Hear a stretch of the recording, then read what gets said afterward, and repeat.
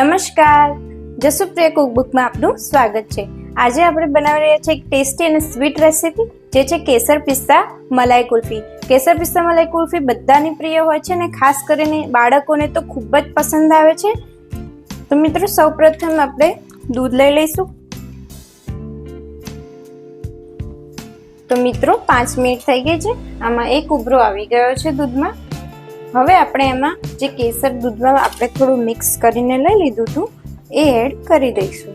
કેસર સ્ટાર્ટિંગમાં એટલે એડ કરવું કે તેમાં દૂધમાં કેસરનો કલર સરસ રીતે પડી જાય। આપણે જે આ દૂધ લઈએ એ બીજા કોઈ વાસણ કરતાં, સ્ટીલ કે એલ્યુમિનિયમ કરતાં નોનસ્ટિકમાં લેશો તો વધારે સારું રહેશે, કેમ કે નોનસ્ટિકમાં દૂધ ચોંટવાના ચાન્સીસ રહેતા નથી। તો મિત્રો, આ રીતે ઉકાળતા રહેવાનું છે, દર 5 મિનિટે હલાવતા રહેવાનું છે અને જ્યાં સુધી એની કન્સિસ્ટન્સી ઠીક ના થાય, 1 લીટર દૂધનું અડધું ના થાય ત્યાં સુધી આપણે આ રીતે થોડી વારે હલાવતા રહીશું। હવે આપણે આ મલાઈ જે મેં લીધી હતી અડધો કપ અને વજનમાં 100 ગ્રામ ઘરની જ મલાઈ લીધી છે એ આપણે એડ કરી દઈશું। હવે આ તબક્કે આપણે આમાં ડ્રાયફ્રૂટ્સ જે ચોપ કરીને રાખ્યા હતા એ એડ કરી દઈશું। 20 ગ્રામ બદામ લીધી હતી, 20 ગ્રામ કાજુ લીધા હતા અને 20 ગ્રામ પિસ્તા લીધા હતા એ એડ કરી દઈશું। ત્યારબાદ આપણે જે ખાંડ લીધી હતી અડધો કપ એ એડ કરી દઈશું અહીંયા અને આ રીતે આપણે મિક્સ કરતા રહીશું અને બોઇલ કરતા રહીશું। એની કન્સિસ્ટન્સી અડધી ના થઈ જાય ત્યાં સુધી હલાવતા રહીશું અને આપણું અહીંયા રેડી છે। હવે મિત્રો, આપણે આને ઠંડુ કરવા માટે બીજા વાસણમાં કાઢી લઈશું અને ઠંડુ થયા બાદ મોલ્ડમાં એડ કરી દઈશું। તો મિત્રો, આપણું જે બેટર હતું એ આપણે ઠંડુ થઈ ગયું છે, રૂમ ટેમ્પરેચર પર આવી ગયું છે। હવે આપણે એને આ મોલ્ડ રેડીમેડ બજારમાં મળે છે, તમે બજારમાંથી કલેક્ટ કરી શકો છો।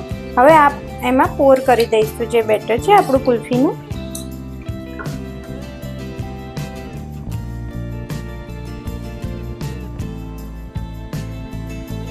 તો આપણા બધા જ મોલ્ડ રેડી છે।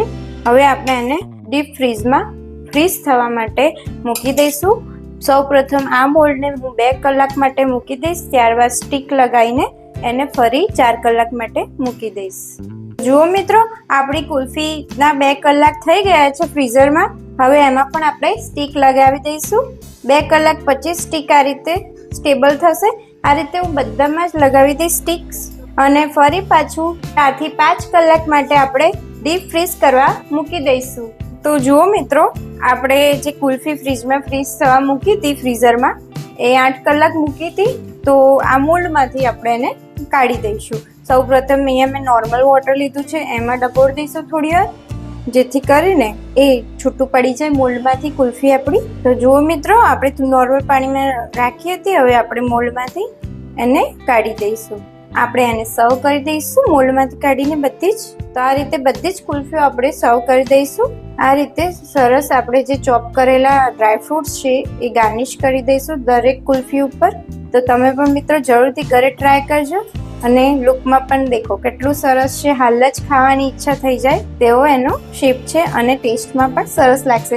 બાળકોને તો ખાસ આ ખૂબ ભાવશે અને તમે પણ ઘરે જરૂરથી ટ્રાય કરજો અમારી રેસીપીને। અમારી જસુપ્રિયા કુકબુક ચેનલને લાઈક, શેર અને કમેન્ટ કરજો અને અમને જણાવજો કે કેવી લાગી રેસીપી અને આગળ અમે શું નવી વાનગી લઈને આવે તે પણ જણાવજો। Thank you.